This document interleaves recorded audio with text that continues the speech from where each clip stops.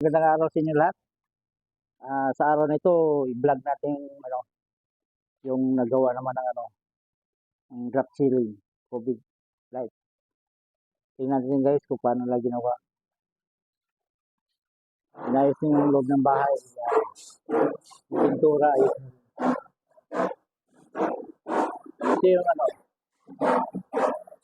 drop ceiling, yung design na yan. Ang ganda pagka-design. Pag meron ng pin light yan, maganda na pin.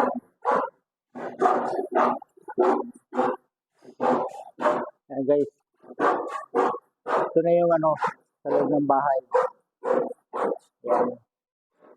Ganda na ng meron ng design yung kisame.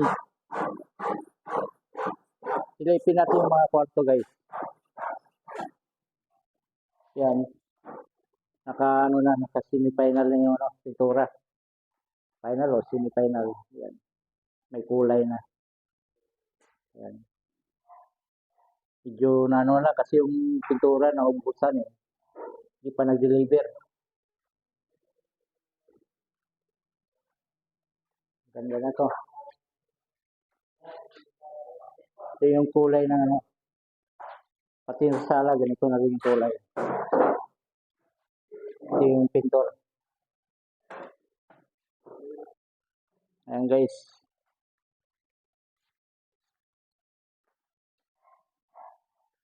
Yung design na yan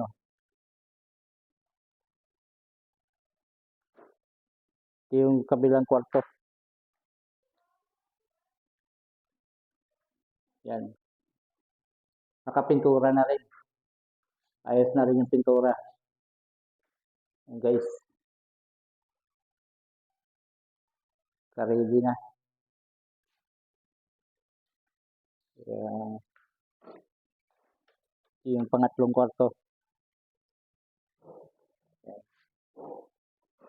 Salamin na yung kulang nito. Ayan. Yung foreman. Siya talaga tumira. Pag napinturahan na yan, super ganda na yan. Drop ceiling.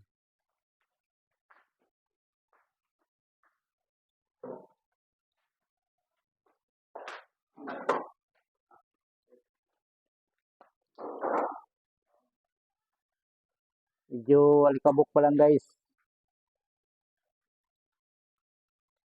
Tuloy-tuloy pa rin yung pagpipintura tapos yung retouch ng mga bintana. Maprosiso yung pintura talagang ilang beses yung liha. Talagang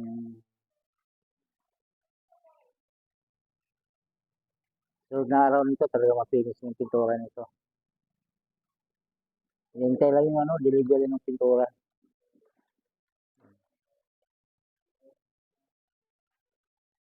Yung foreman siya yung nag-design nito.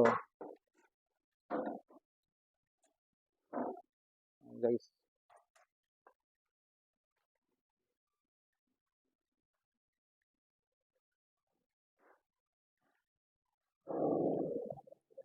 Yung lababo niya. Kulang lang sa linis na. Yan, naka-ready na yan. Nalagyan mo ng cabinet yan doon. Saka dito, cabinet na lalagay. Yung CR niya. Yan. May mga ilaw na rin yan.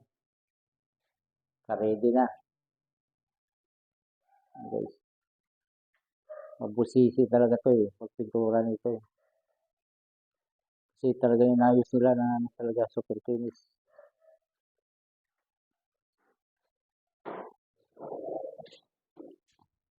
Yung kabilang CR.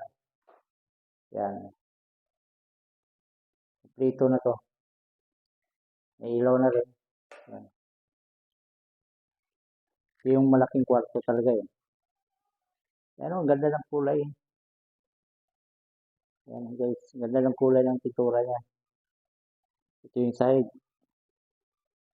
Puno lang ng alikabok. Pero maganda yan. Maganda yung side na yan. Yan guys. Yan, pinasilip ko lang sa inyo. Guys, medyo matagal-tagal tong bahay nito.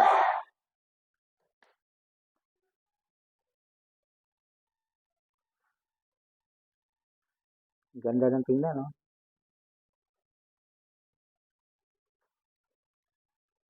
Wala pang pintura yan, ha?